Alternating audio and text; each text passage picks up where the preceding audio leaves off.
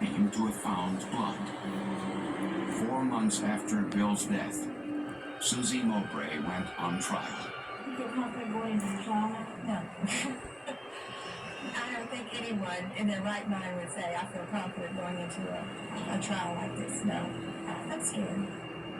After a 3-week trial, Susie Mowbray was found guilty and sentenced to life in prison.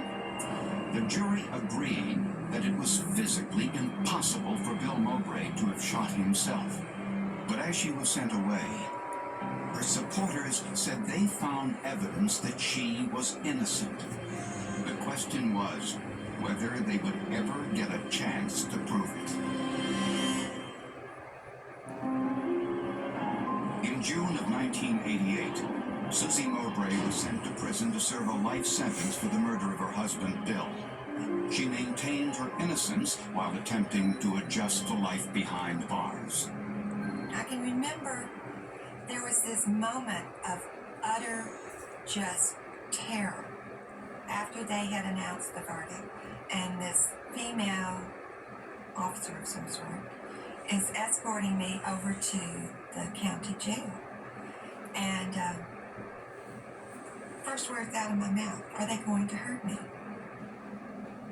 And she said, not unless you give them a reason. Her supporters, particularly Wade Burnett, her 20-year-old son from a previous marriage, went back to the evidence that was used to convict her, claiming crucial details were misrepresented. He found that prosecutors had not disclosed a report that contradicted their own case. It had been done by Herbert McDonald, a highly regarded blood spatter expert. He had examined the gown Susie Mowbray was wearing when she allegedly shot her husband. The evidence I examined strongly suggested that that garment wasn't anywhere near Bill Mowbray when he was shot. And of course, that would assist the defense and not the prosecution. McDonald was never called to testify. Instead, the prosecution's other blood analyst, Sergeant Dusty Heskew, testified that he found 48 separate blood spatters on Susie Mowbray's gown. This was a particularly damning piece of evidence. He said he used luminol to examine the gown. Luminol is a chemical that causes blood to glow or luminesce even after it has been cleaned. The effect only lasts for about 30 seconds. Time, Heskew said, to measure all the blood spatters. This is a claim dismissed by most blood spatter experts. I don't doubt that he saw specks of glowing material in the dark, but according to his testimony, he saw many and he measured them. This is like measuring the length of a firefly at night in the springtime. That's a good trick. I wish I knew how to do that. I don't. There were other problems. Blood is not the only substance that will glow when in contact with luminol. Certain bleaches, even something like horseradish, will also glow. No one doubts that Heskew saw something glowing on Susie Mowbray's nightgown, but no tests were ever performed to determine if what he saw was in fact blood. The forensic evidence in the original trial pointed a particular way, and it turned out that all their testing and their forensics were all flawed and probably carelessly done. Everything was so directed towards a finding of guilt that I really feel like it wasn't a fair analysis of the forensic evidence. When it was discovered that the nightgown had not been properly tested, the judge overturned the verdict, and after serving 9 years, Susie Mowbray was released from jail. 9 years wrongly convicted. 9 years. This is just one of the many cases of our criminal system, not, justice system. There's no such thing as that. When they say you were innocent till proven guilty, that's horse shit. That's total, utter horse shit. When you're under the gun, the fucking state will jump the gun and they will take anybody's testimony that follows how they feel what happened.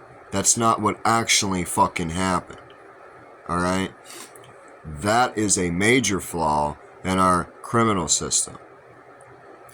And the fact that it's ass backwards in the saying innocent until proven guilty.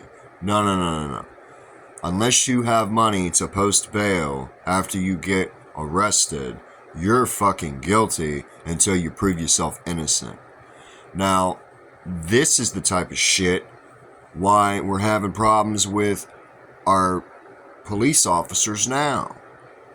This was back in 1989. Right now is 2023. Alright? Now, I'm not able to do math right now on the top of my head, but if I'm not mistaken, that's about 30, a little over 30 some years. Like almost 40 years, almost 4 decades of fuck ups. And people still think that they're part of the solution when they're causing more harm than good by being there.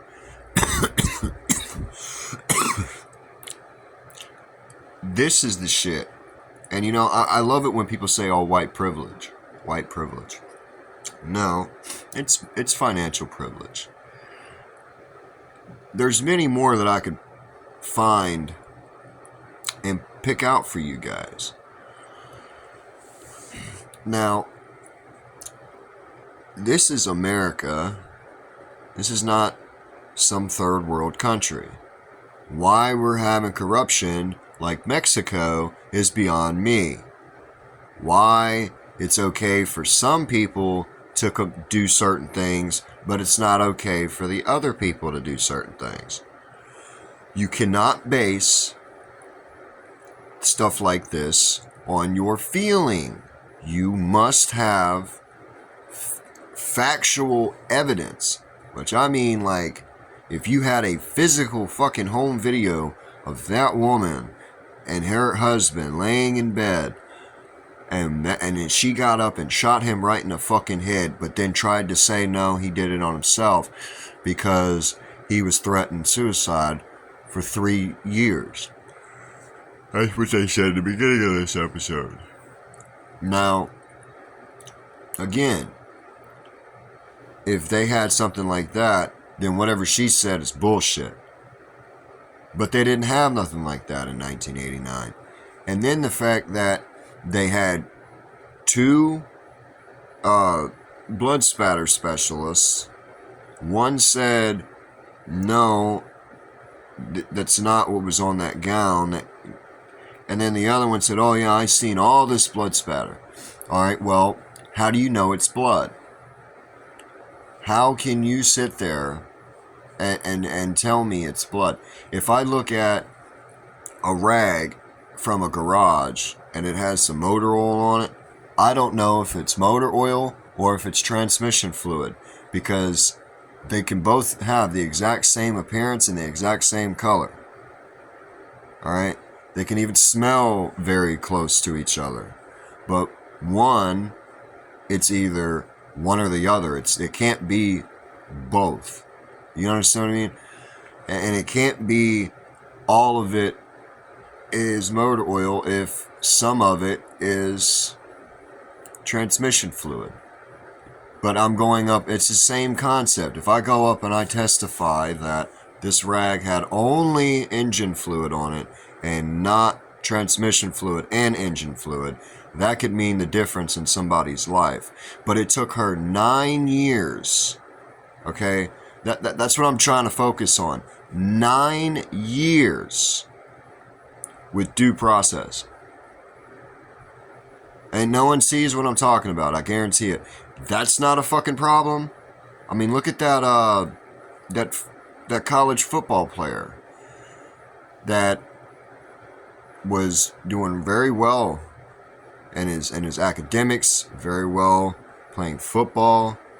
He was looking towards going to the NFL, and some girl that they all went at a party, in a frat party, got drunk, and she accused him of raping her, and then he spent almost a decade, hold the fuck on, almost a decade in jail, wrongfully accused. And when he finally got free and proved his innocence, after almost 10 years, over 10 years of being in jail, the chick that wrongfully accused him didn't get a fucking thing. That's another fucking flaw in our criminal system that needs to be fixed. Since no one's pointing out specific fucking areas in our criminal system that's fucked up, maybe I should start doing it. And there you go.